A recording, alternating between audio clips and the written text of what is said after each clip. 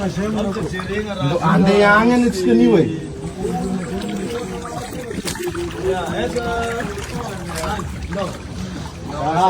Ada betul yo.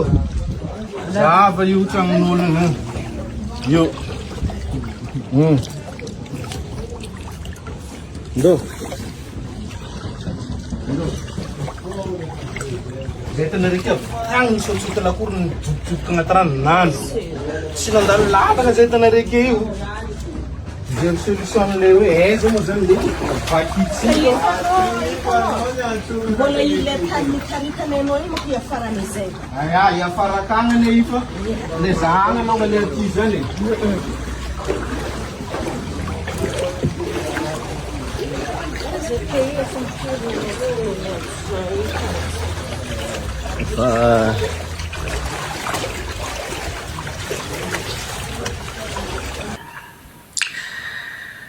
Manonona ny salama sy ny shalom amintsika rehetra amin'ny anaran'ny Kristy Jesosy. Mahita niny sary iny tena koa dia tena hoe onena sy ontsa. Ianao ihany koa inoko fa malahelo mahita niny oronan-tsary iny ny amin'ny trangan-javatra misy iainan'ny vahoaka malagasy. Mampahery ny fianakaviana rehetra trabona sy miaina ao anatin'ny tompodrano ny pejy. Ankino amin'i Jesosy foana ny fiainanao atolory an'Andriamanitra tsy tony mombanao rehetra. Marina foana ny Baiboly hoe ety amin'ity zao tontolo zao ity no ahitanareo fahoriana, fa misy assurance mifampitohy amin'izay hoe nefa matoky izao Jesosy Kristy efa narisy izao tontolo zao, dia izay no ampahirezako antsika eto amin'ity pejy ity. Mampalahelo ny zavatra misy tena mahontsa mahavaky fo, fa izay ilay fiainana. Mandalo ihany ny fiainana ety an-tany, ka izay no antony izarantsika foana eto amin'ny pejy hoe saino ny zavatra any ambony, ny fiainana mandrakizay. Fa inona moa ny tena afatra matery azy zany sy ampitaiko amintsika?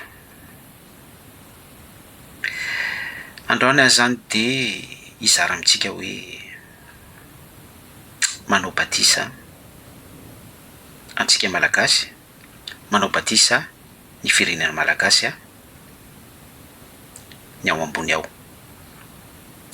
Tena be da be nareo no tsy d'accord amin'izany zavatra lazaiko izany.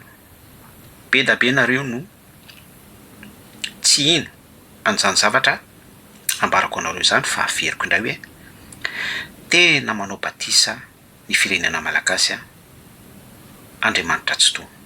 Tian'Andriamanitra reto isika Madagasikara, tian'Andriamanitra isika Malagasy.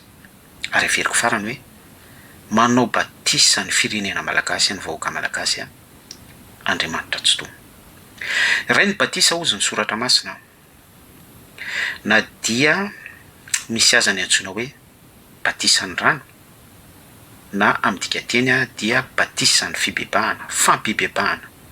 Dia misy ihany koa ny Batisa ny fanahy masina sy ny hafa. Fa na dia izany ara iray ny Batisa hoy ny soratra masina. Efa nisy fotoana ihany na nazava na mpianatra ny resaka Batisa teto amin'ny tambatsotra. Jerevo ny video any alohany. Fa averiko ary amafisiko fa manao Batisa ny firenena Malagasy, manao Batisa antsika Malagasy Andriamanitra tsy toa. Be da be nareo ny tsy d'accord amin'izany, be da be nareo ny tsy mino an'izany. Ny zavatra rehetra misy dia fampibebahana antsika. Tian'Andriamanitra isika hibebaka, tian'Andriamanitra isika hitodika amin'Andriamanitra.